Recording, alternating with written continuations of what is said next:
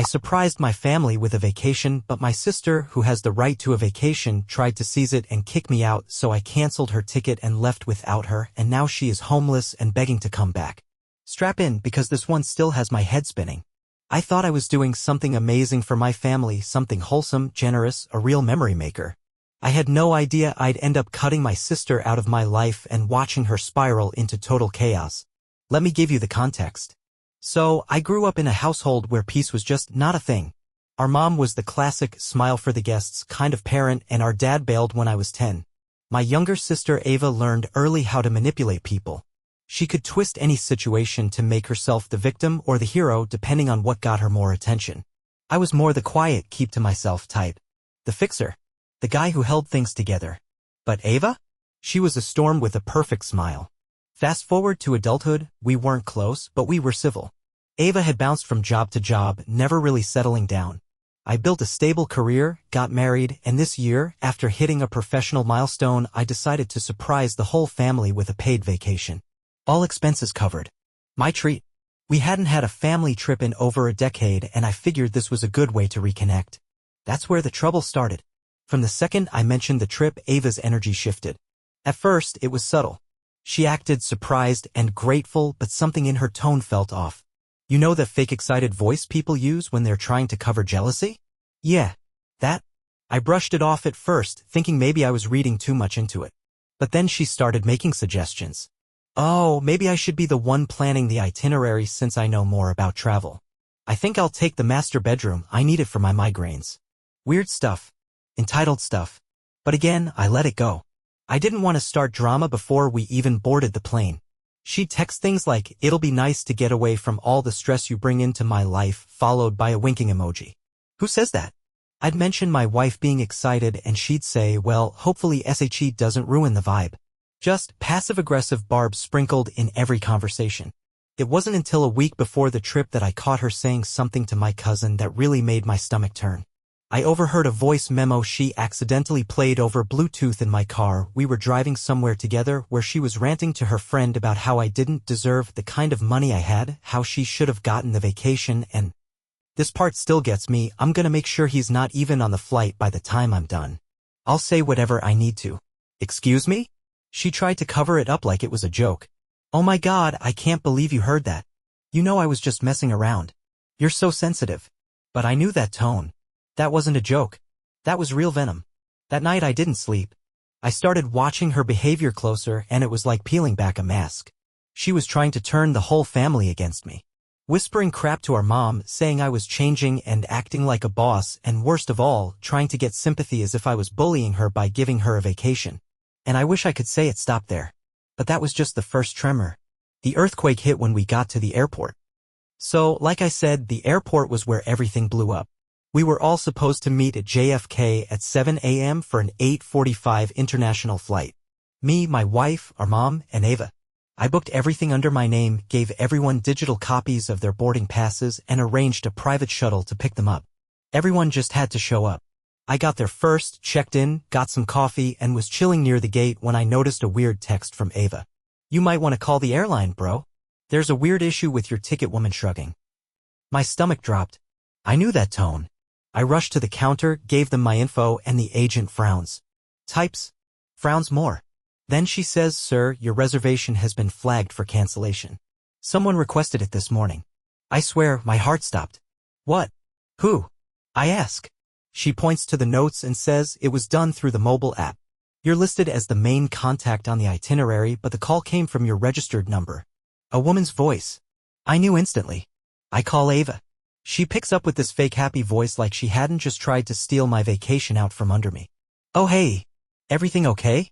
You sound stressed." I skipped the games. "Did you cancel my ticket?" Silence. Then laughter. "Wow, you were so paranoid. Why would I even do that?" I didn't even bother arguing. I walked back to the counter, asked for full access to the account, and sure enough, her number had been used to reset the password at 5:43 a.m. and requested a cancellation on my name. I was done. I called security and reported the whole thing. While they reviewed the logs, Ava and my mom show up at the gate, Ava walking like she just landed from a photo shoot, all smug and composed. She actually had the guts to wave at me like nothing had happened. I asked her straight up in front of my mom, why did you cancel my ticket? She blinked, tilted her head, and said, what are you talking about? I don't have your login. You're being crazy. My mom started asking questions, but Ava cut her off, saying he's just trying to ruin the trip as usual. Maybe he's upset I got upgraded. Oh yeah, she tried to upgrade herself to business class using the app, using my card. I didn't even yell. I just opened my phone, logged in, and showed my mom the digital receipts, the reset logs, the flight change requests. All with Ava's number attached. My mom just went quiet. Ava's face dropped for a split second, and then she flipped the script like she always does. She stepped back, voice all trembly. I was just trying to help you. You told me you weren't sure if you wanted to go, and I thought maybe if I changed things up, you'd stop micromanaging us and just let us relax. You always do this. You ruin everything. Gaslighting. Tears. Performative trembling. I looked at her and said, loud enough for people around to hear, you tried to take my spot on a trip I paid for. You lied. You stole my info. You nearly got me banned from boarding. This isn't helping. This is delusion. And then I made the call. I opened the airline app, pulled up her ticket, and canceled it. Ava's jaw dropped like I just stabbed her. She screamed, you can't do that, and lunged for my phone. Security stepped in and separated us. She started wailing, yes, wailing like she was the victim. Crying about how I was abandoning my poor little sister, how she had nowhere to go now, how she needed this trip for her mental health. It was disgusting. She ended up getting escorted out of the terminal. My mom just stood there frozen, trying to wrap her head around the fact that her golden child had literally committed fraud just to steal a free vacation. My wife arrived minutes later, confused, and I filled her in. She looked me in the eye and said, babe, you did the right thing. Let's go make this trip worth it. We boarded the flight without Ava. But that wasn't the end. No. When we landed in Paris, my phone had exploded with messages. Some from Ava. Some from relatives. Others from people I didn't even know, accusing me of abandoning my sister. Telling me she was homeless now. Turns out the consequences of that little scene back at JFK? They hit her hard. And I was about to find out just how deep her spiral went. We touched down in Paris and for like a few hours I tried to forget about everything. I really did. My wife and I went straight from Charles de Gaulle to this gorgeous little boutique hotel near the Seine. Eiffel Tower visible from our window. Street musicians playing violins under sunset light. It was everything I had dreamed this trip would be. But of course, my phone was already a war zone. Missed calls from my mom. Dozens of texts. 2 voicemails from relatives I hadn't spoken to in months. And Ava? Ava was having a full-blown social media meltdown. She'd posted some vague sob story on Facebook, a picture of her crying in front of JFK, mascara running, dramatic lighting, with a caption that read, abandoned by my own blood. Thrown away like trash over a plane ticket. If anyone has a couch or floor I can crash on, I'm safe but scared. Then came the flood of DMs. People messaging me like I was some kind of monster. Dude, she's your sister. WTF is wrong with you? She's homeless? You really left a woman stranded over a misunderstanding? And it only got worse. Apparently, Ava hadn't just tried to upgrade her seat or cancel my ticket.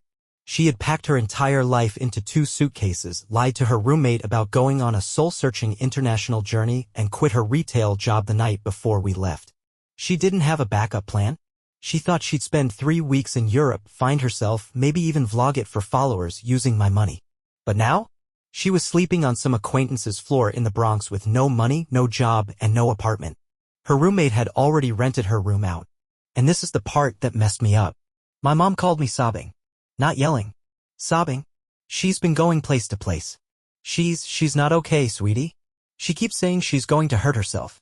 Please talk to her. Just help her. I froze. Guilt punched me square in the gut. Even after all her lies, all her stunts, she was still my sister. And I was sitting in a velvet chair sipping champagne while she was, what?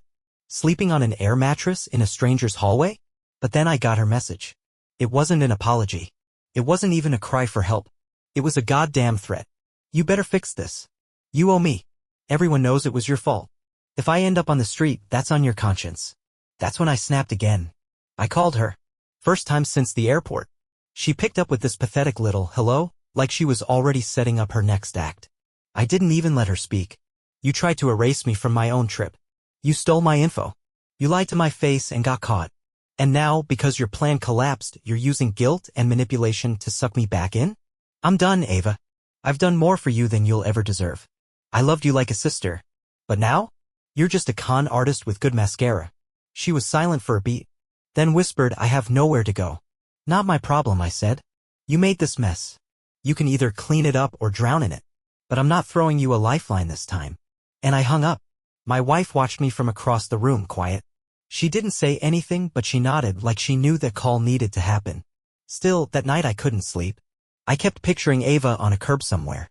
Kept wondering if this would be the moment she'd actually fall apart. Or worse. But I also remembered all the nights I gave her a couch. All the money I spot covered for her rent. All the messes I'd cleaned up, the fake car accident she used to get out of work, the stolen makeup she blamed on her manager, the roommate drama that she caused. This wasn't a new fall. This was a fall I had stopped from happening a dozen times before. She just finally ran out of padding. When I say Ava went nuclear back home, I'm not exaggerating. The day after I cut her off for good, I got a call from my uncle, my dad's brother. We hadn't spoken in years, not since the funeral. His first words? Hey, just wanted to ask. Did you really kick Ava out of the country? I paused, confused. Out of the country? What are you talking about? She said you and your wife falsified something with immigration and got her flagged or banned or, I don't know, man.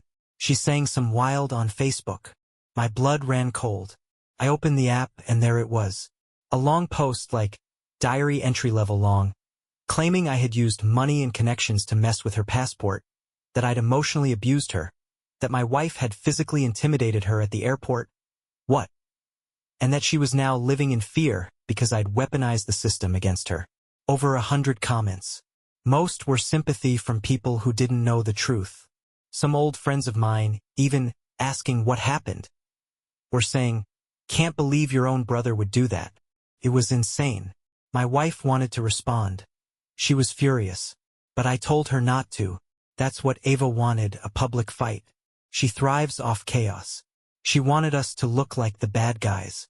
But here's the part that really me up. My mom believed her. She called me 2 days later, not crying this time, but pissed. How could you just leave her like that? She's your sister. She's got nothing. She said you tried to cancel her passport? What is going on with you? I tried to explain. The app logs, the security reports, the literal evidence I had in my email. My mom didn't want to hear it. She said Ava told her I faked all that. She accused my wife of brainwashing me, called our marriage controlling. I was stunned. This woman had raised me. I kept her lights on during COVID when she couldn't pay her bills. I had planned this whole trip, partly, to give her one nice vacation before she got too old to travel. And now, I was the villain? It was like Ava had infected her mind. Same way she had always played the victim, twisted the story, rewrote history. And the sad part? It worked. For a while, at least. I cut contact. Told my mom I was done talking until she wanted to hear the truth. She didn't respond. Just sent a one-line text that said, family isn't disposable, but apparently you think it is. That text broke me a little. I sat on the edge of a hotel bed in Lisbon, where we had flown next, just numb. The trip was still beautiful. The wine, the cliffs, the food. But I was carrying this rotting weight in my chest. This sense that no matter what I did, Ava would always rewrite the story so that she was the victim, and I was the monster. And that somehow she'd keep getting people to believe it. The final betrayal came 1 week later. I got a message from Ava's ex. A guy I barely knew, but had met once years ago. He DM'd me on Instagram. Hey man, I don't know if you know, but Ava's telling people you assaulted her at the airport. I didn't believe it, but she said she had security footage. That's when I lost it. I contacted JFK's airport police. I filed a formal report. I gave them the date, the terminal, the airline. And guess what? They confirmed she had been the one escorted out, that no assault occurred, that she had been flagged for suspicious behavior after trying to access my reservation. They gave me a written statement. That was it for me. I printed everything, all the receipts, the call logs, the messages, the statement from the airline. I sent copies to my mom, my uncle, my cousin, everyone she'd lied to. And then I sent Ava one message. Just one. You keep playing the victim. But you forgot something. Victims don't get caught on camera committing the crime. She never replied. All right, So let's talk about what it looks like when a professional manipulator hits rock bottom and then comes crawling back like she never set the fire she's burning in. It had been 3 weeks since we got back from the trip. My wife and I were adjusting to normal life again. I was doing everything in my power to focus on work and therapy, trying to detox from the emotional landmine that is my sister. I blocked Ava on everything. I even warned my mom, any attempts to contact me on her behalf would be ignored.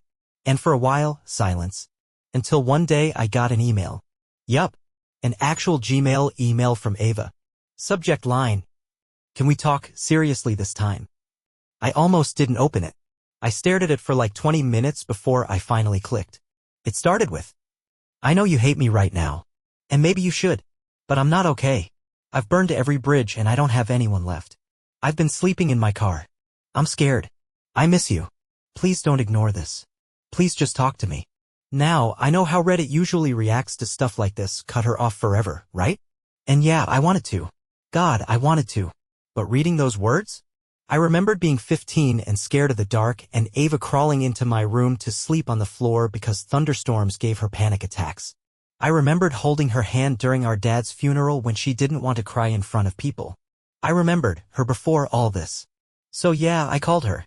And she answered instantly like she was already holding her phone, waiting for the ring. "Hello," she said, like she was underwater. I didn't speak for a second. She filled the silence. "I know you think I'm a monster," she whispered. "And maybe I am. I don't even recognize myself lately. But I need help. Just a place to stay for a little while. Just until I get back on my feet." Her voice was wrecked. Raw. I could hear whine through the car window. She wasn't lying, she was actually living in her car. I asked, "What about Mom?" She told me I needed to fix things with you first. Wow. That hit weird. I said, "Ava, you tried to erase me. You turned our family against me. You said I assaulted you. That's not a mistake. That's a full-blown demolition job." "I know," she said. "I was jealous. I felt like you had everything and I had nothing. I wanted to feel powerful. Important. I thought if I could just take a piece of your life, maybe I wouldn't feel like such a failure." For once, she didn't cry. No performative sobs. No crocodile tears. Just a flat, broken voice. I sat there with the phone to my ear, staring at the wall, trying to decide if I could ever trust her again. And the answer? No. So I made the coldest decision I've ever made in my life. I gave her a number, not to my home, not to a friend, but to a women's shelter with transitional housing. I told her I'd already called ahead. That they knew she was coming. She was quiet for a long time. Then she said, "Wow. So that's it?" "No," I said. "That's me finally choosing myself." And I hung up. A week later, I got an update from the shelter coordinator.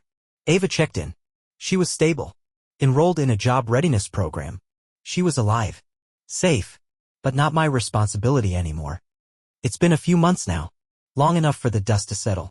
Long enough for my chest not to clench every time my phone lights up with a number I don't recognize.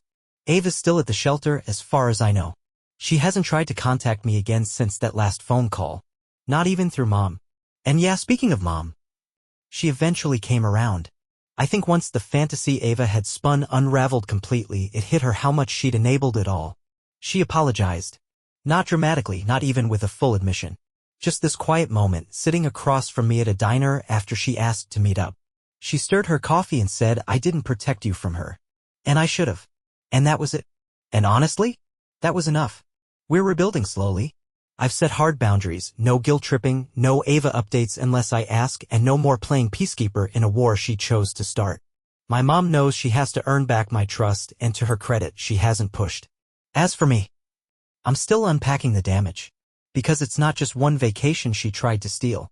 It's not just the lie at the airport or the manipulation afterward.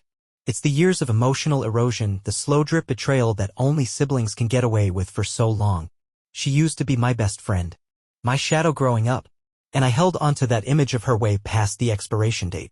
That's what made it all so damn hard, letting go of a version of her that doesn't exist anymore. Maybe never did. I'm in therapy now. Actually doing the work. And one thing my therapist said that hit me like a freight train was, you can love someone and still need to leave them behind. Love doesn't equal access. Let that sit with you. Because I still love Ava. Or at least the part of her I remember. But I don't owe her anything. Not my home. Not my time. Not my peace. She had her chances.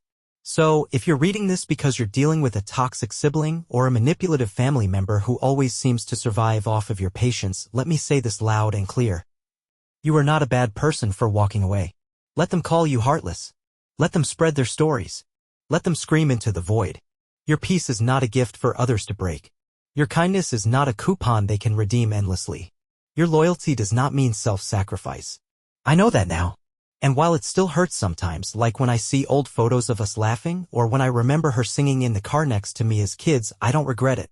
Because the moment I chose peace over guilt, that was the first time I actually felt free.